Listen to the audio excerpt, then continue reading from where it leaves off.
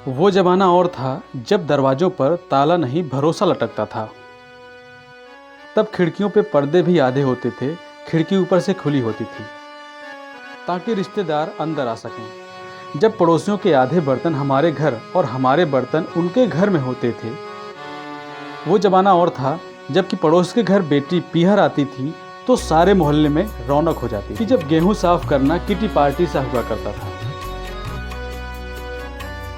कि जब ब्याह में मेहमानों को ठहराने के लिए होटल नहीं लिए जाते थे, पड़ोसियों के घर उनके बिस्तर लगाए जाते थे कि जब छतों पर किसके पापड़ और आलू चिप्स सूख रहे हैं बताना मुश्किल था। वो ज़माना और था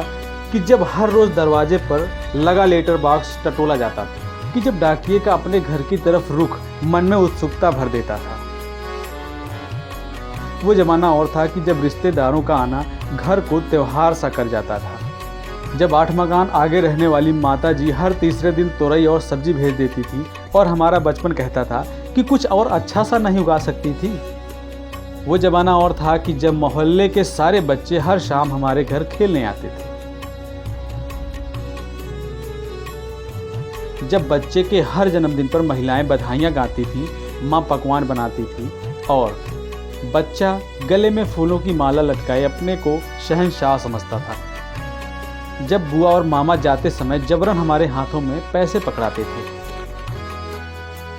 और जब बड़े आपस में मना करने और देने की वजह से एक दूसरे को अपनी कसम दिया करते थे। जब शादियों में स्कूल के लिए खरीदे काले नए चमचमाते जूते पहनना किसी शान से कम नहीं हुआ करता था कि जब छुट्टियों में हिल स्टेशन नहीं मामा के घर जाया करते थे और अगले साल तक के लिए यादों का पिटारा भर के लाते। जब स्कूलों में शिक्षक हमारे गुण नहीं हमारी कमियां बताया करते थे।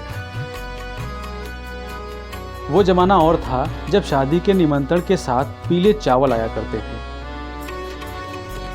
जब बिना हाथ धोए मटकी छूने की इजाज़त नहीं थी,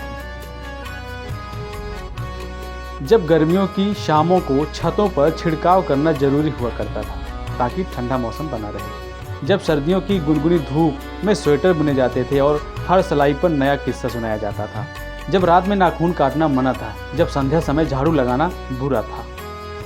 जब बच्चे की आंख में काजल और माथे पे नजर का टीका जरूरी था, जब रातों को दादी नानी की कहानी हुआ करती थी, जब कजिन नहीं सभी भाई बहन हुआ करते थे, जब डीजे नहीं ढोलक पर थाप लगा करती थी, जब गले सुरीले होना जरूरी नहीं था, दिल खोलकर बन्ने बन्नी गाए जाते थे, जब शादी में एक दिन का महिला संगीत नहीं होता था, 8-10 दिन तक गीत गाए जाते थे, जब कड़ी धूप में 10 पैसे का बर्फ का पानी गिलास के गिलास पी जाते थे मगर गला खराब नहीं होता था, जब बिना एसी रेल का लंबा सफ़र पूड़ी आलू और अचार के साथ बेहद सुहाना लगता था,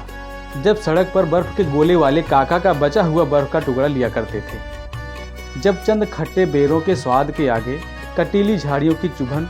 भूल जाया करते थे,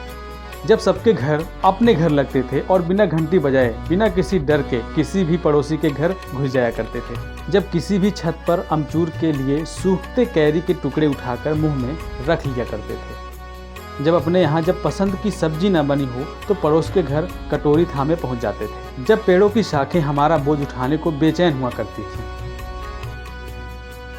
जब एक लकड़ी से पहिए को लंबी दूरी तक संतुलित करना विजयी मुस्कान देता था, जब गिल्ली डंडा, चंगापो, सतोलिया और कंचे दोस्ती के पुल हुआ करते थे, जब हम डॉक्टर को दिखाने कम जाते थे, डॉक्टर हमारे घर ज़्यादा आते थे, जब इमली और कैरी खट्टी नहीं मीठी लगा करती थी, जब मोबाइल नहीं धर्मयुग साप्ताहिक हिंदुस्तान सरिता और कादम्बनी के साथ दिन फिसलते जाते थे, जब टीवी नहीं प्रेमचंद के उपन्यास हमें कहानियां सुनाते थे, जब पुराने कपड़ों के बदले चमकते बर्तन लिए जाते थे, जब स्वेटर की गर्माहट बाजार से नहीं खरीदी जाती थी, जब मुल्तानी मिट्टी से बालों को रेशमी बनाया जाता था, जब 10 पैसे की चूरन की गोलियां जिंदगी में नया जायका घोला करती थी, जब चौपड़ पत्थर के फर्श पे उकेरी जाती थी, जब पीतल के बर्तनों में दाल उबाली जाती थी, जब चटनी सिल पर पीसी जाती थी। वो जमाना और था, वो जमाना वाकई कुछ और था। दोस्तों, इस वीडियो को देखकर आपकी पुरानी यादें ताज़ा हुई या नहीं, हमें कमेंट बॉक्स में लिख करके जरूर बताइएगा। इस वीडियो को देखने के लिए आप सभी का तहे दिल से धन्यवाद।